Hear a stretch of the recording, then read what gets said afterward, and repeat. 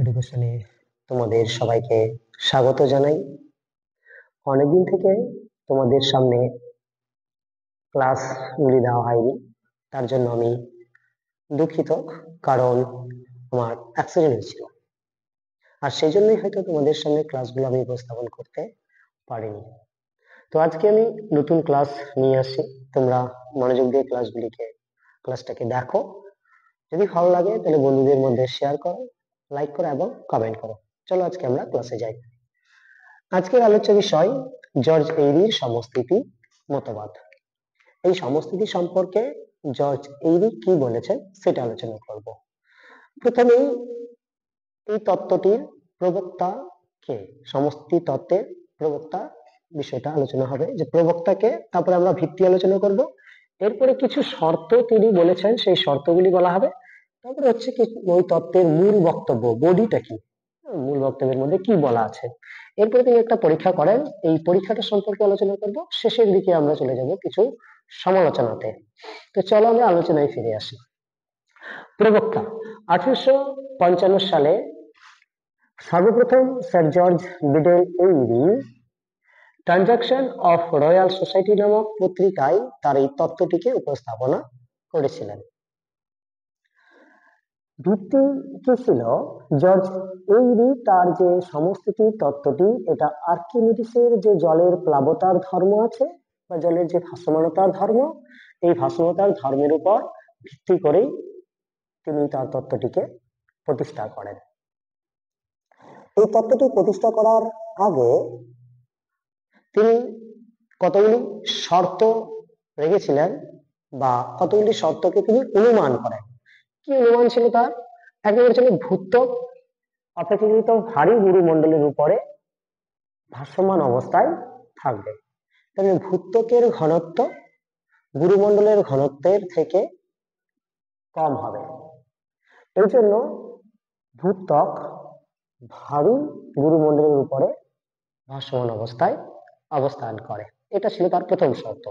দ্বিতীয় শর্তে তিনি বলেছেন যে ভূত্বকের যে অংশগুলি আছে এগুলির ঘনত্ব একই হবে, কিন্তু কিন্তু কি ওজনে বিষম ওজনের শিলা দ্বারা গঠিত হবে।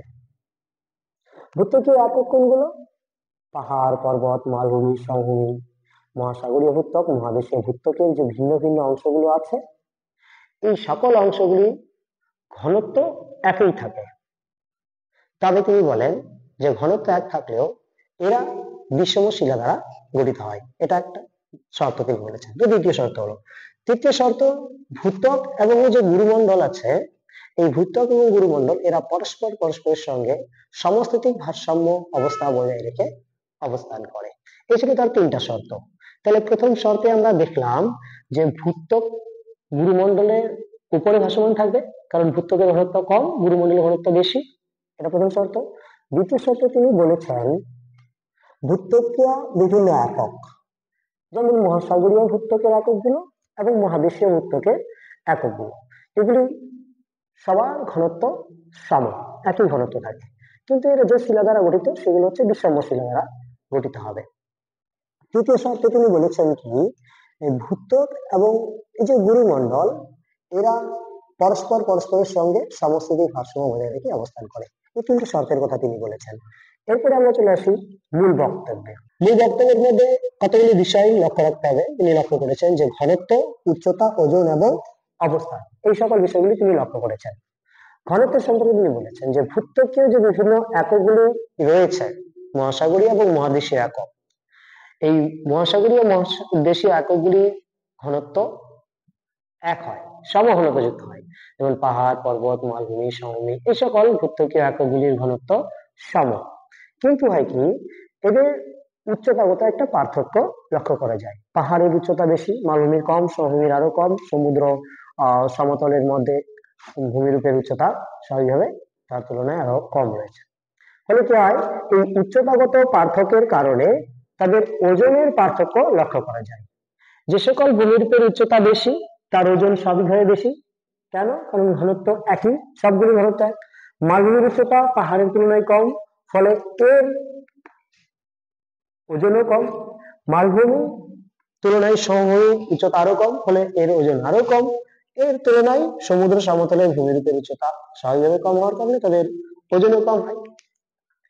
এরপরে অবস্থান, এই যে ঘনত্ব একই কিন্তু উচ্চতাগত পার্থক্যের কারণে ওজনের পার্থক্য হয়, ফলে এরা বিভিন্ন গভীরতায় আস্তনোস্ফিয়ারের মধ্যে অবস্থান করে।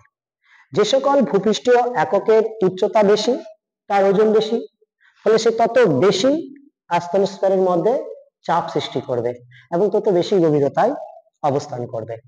অপরপক্ষে যে সকল ভূপৃষ্ঠীয় এককের উচ্চতা কম তার ওজন কম এবং সে তত কম গভীরতায় আস্তনোস্ফিয়ারের মধ্যে অবস্থান করবে।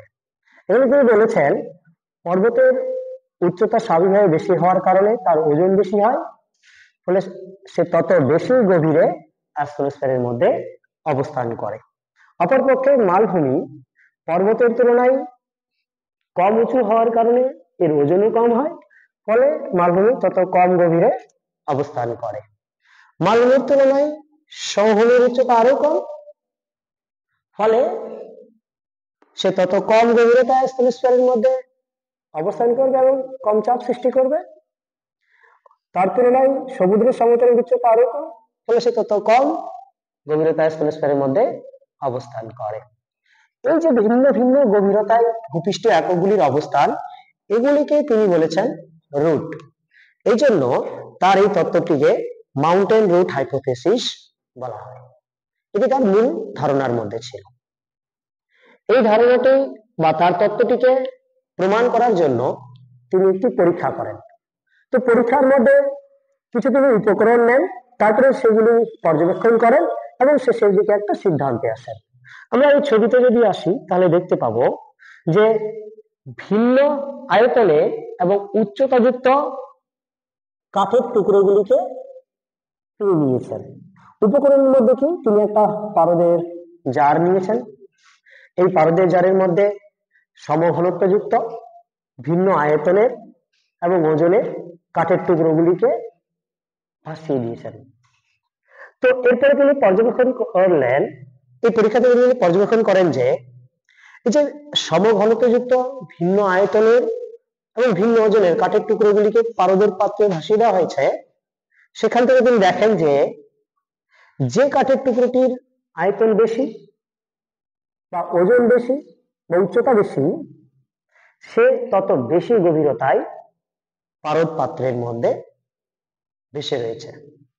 অপরপক্ষে যে কাঠের টুকরোটির ওজন কম উচ্চতা কম, সে তত কম গভীরতায় পারদের মধ্যে ভেসে রয়েছে। এ থেকে তিনি সিদ্ধান্ত নেন যে ঠিক একই রকম ভাবে ভূত্বকীয় এককগুলিও, পাহাড় পর্বত মালভূমি সমভূমি, এগুলিও অ্যাস্ট্রোস্ফিয়ারের মধ্যে ভিন্ন ভিন্ন গভীরতায় অবস্থান করে, কারণ তাদের উচ্চতা ভিন্ন, ফলে তাদের ওজনও ভিন্ন হয়। তো তোমরা এই সমস্থিতি মতবাদ সম্পর্কে জানলে এই তত্ত্বের মধ্যে কি কি বলা ছিল। তত্ত্বের সারমর্ম বিষয় সম্পর্কে আমি একটু বলি। জর্জ এইরির যে সমস্থিতি তত্ত্বটি, এটা আর্কিমিডিসের যে জলের প্লাবতার ধর্ম তার উপর ভিত্তি করে তিনি প্রতিষ্ঠা করেছিলেন 1855 সালে। তো তার তত্ত্বের মূল বিষয়ের মধ্যে ভূপৃষ্ঠের এককগুলির ঘনত্ব এবং উচ্চতা, এই দুটা। ঘনত্ব সবার একই থাকে, কিন্তু উচ্চতা ভিন্ন ভিন্ন হওয়ার কারণে তাদের ওজনও ভিন্ন হয়ে যায়। এই কারণে তারা ভিন্ন চাপ সৃষ্টি করে অ্যাস্ট্রোস্ফিয়ারের মধ্যে। এই ছিল তার তত্ত্বের মূল বক্তব্যের মধ্যে। ফলে তত্ত্বটাকে প্রমাণ করার জন্য তিনি এই পরীক্ষাটা করেছিলেন। তো কিন্তু তার এই তত্ত্বটি তবুও অনেকভাবে সমালোচিত হয়েছে। তো এরপরে আমরা এই তত্ত্বের সমালোচনা বিষয়গুলি আলোচনা করব। তো চলো তোমরা কন্টিনিউ করতে থাকো, আমরা সমালোচনা বিষয়টাতে যাই। এরপরে আমরা এইরির সমস্থিতি মতবাদের সমালোচনা নিয়ে আলোচনা করি। তো এইরি এই যে সমস্থিতি মতবাদ, এটি তিনি প্রথম আলোচনা করেছিলেন, ফলে তখন বৈজ্ঞানিক সম্মত এই তত্ত্বটি ব্যাখ্যা করা হয়নি। পরবর্তীতে বিভিন্ন বিজ্ঞানসম্মত আলোচনাগুলি হওয়ার পরে তার তত্ত্বটি অনেকভাবে সমালোচিত হয়েছে।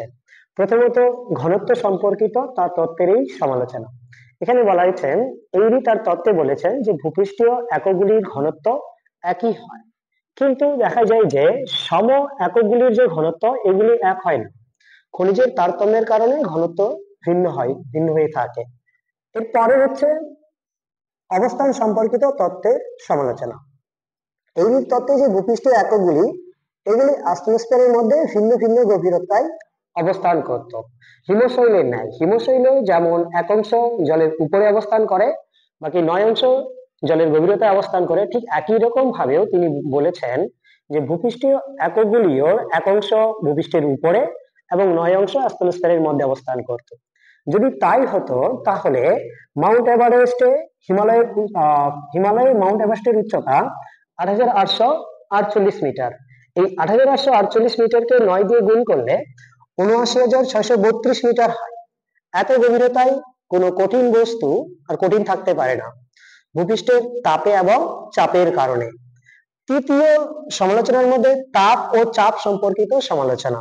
তো ভূ অভ্যন্তরের দিকে তাপ ও চাপ বৃদ্ধির যে প্রভাব, এই তত্ত্বে এই প্রভাবটি পাওয়া যায় না, বা এই তাপ এবং চাপ সম্পর্কিত তার এই মতবাদের মধ্যে অনুপস্থিত। তো এই ছিল এইরির মতবাদের সমালোচনা। আমরা এইরির মতবাদের মূল থিওরি সম্পর্কে বলেছি বা মূল বক্তব্য আলোচনা করেছি, শেষের দিকে আমরা সমালোচনা সম্পর্কে আলোচনা করলাম। এই তত্ত্বটি যদি তোমাদের ভালো লেগে থাকে তাহলে তোমরা বন্ধুদের মধ্যে শেয়ার করো এবং ভিডিওগুলিকে ভালো লাগলে লাইক কমেন্ট করে থাকো। Thank you.